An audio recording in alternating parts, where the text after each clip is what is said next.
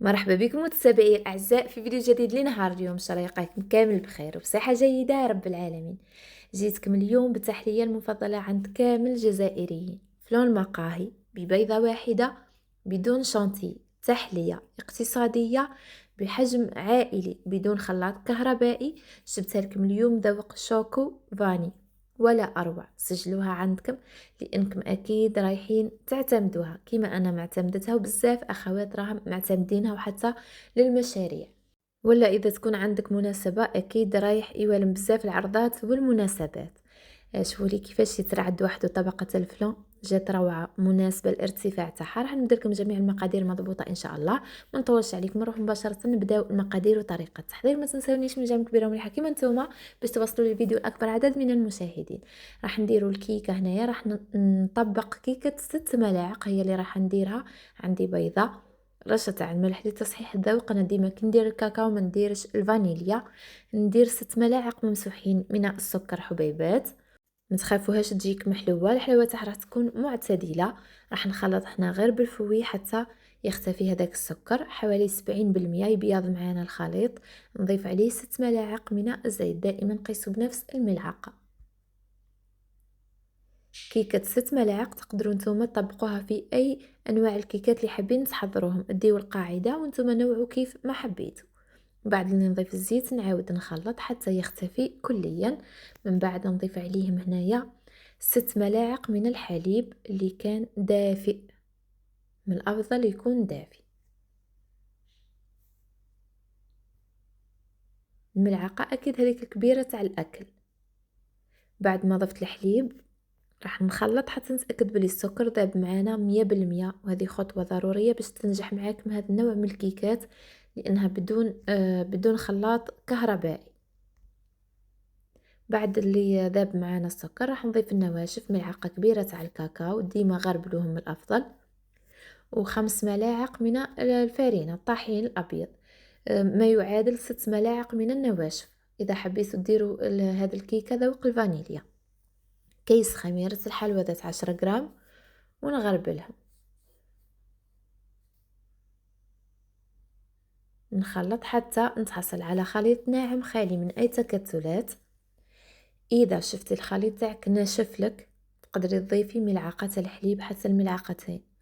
إذا حسيتي إنه الخليط راهو سائل بزاف تقدري تضيفي شوية تاع الفانيليا ولا شوية تاع الكاكاو. لازم توصلوا لهذا القوام اللي تقدروا تكتبوا به وتقراوا واش كتبتوا.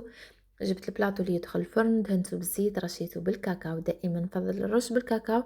تقدروا تستغنوا على هذه الخطوة كليا. نحب برك المرورية هذيك تاع الكاكاو ثاني ما تلصقليش.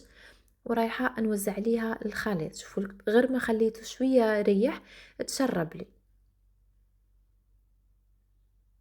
نحاول نوزعه كامل على البلاطو باش تجيني عفوا نفس الارتفاع، حتى من بعد كي تجيو تقسموها تلقاو حتى الفلون تاعكم بنفس الارتفاع. جبت هنا عود شواء وراح ندير خطوط بشكل طولي نقطعها بخطوط بشكل عرضي. دائما كيف قلت لكم باش نحافظ على المستوى تاعها تكون لي كامل بنفس المستوى. نخبطها مليح، نخرج منها الهواء الزايد لان أنا اصلا مش حبتها تجيني طالعه، حبتها طبقه تكون لي رقيقه. نخبطها كيف قلت لكم، دخلتها على 200 درجة من الأسفل حتى نشفت معايا كليا. زدت شعلت لها 5 دقائق من الأعلى وهذا هو كانت النتيجة تاعها.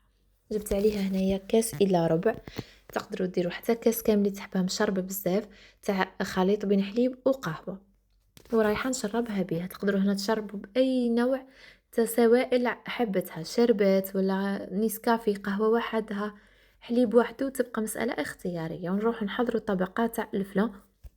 عندي 3 كؤوس تاع الحليب، سعة الكاس المستعمل 220 مليلتر. راح ندير عليهم 2 كيسان تاع الماء. هاد الطبقة البنات البلاطو تاع 30 على 23 سنتيم تجيك طبقة مناسبة كما شفتوها في أول الفيديو. راح ندير عليها 5 ملاعق من السكر أكيد ممسوحين.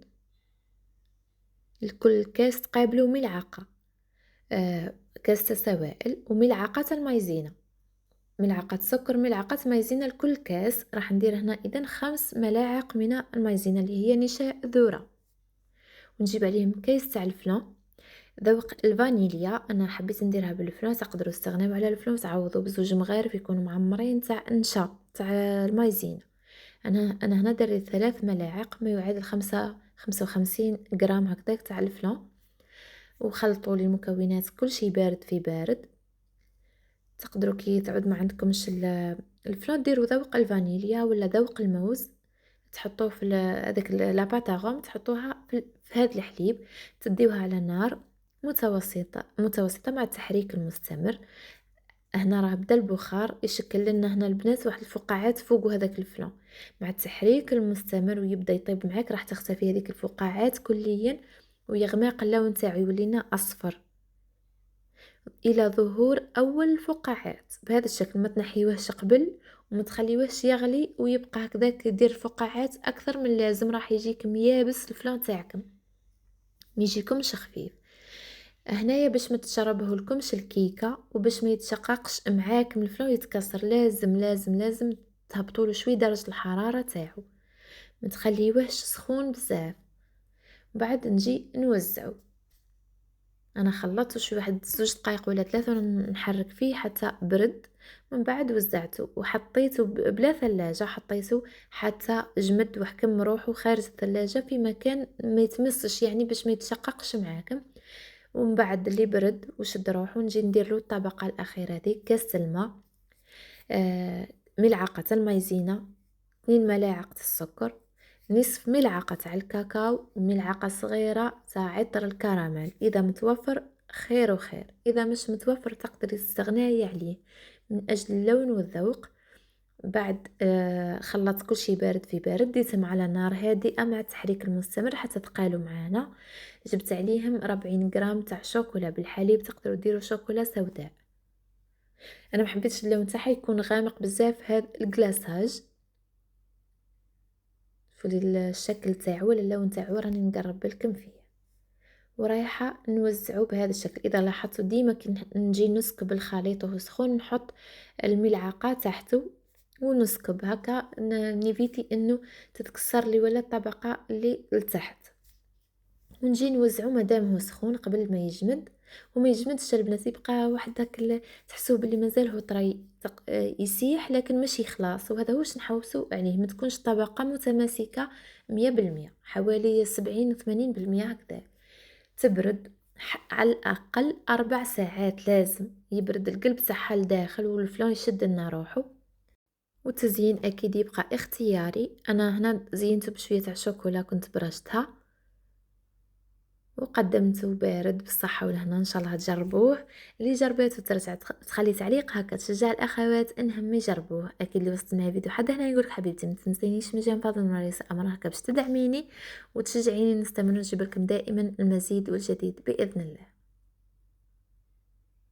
الى هنا بقى لي غير نقول لكم تبقاو على خير، ملتقانا يتجدد في فيديو اخر ان شاء الله. سلام.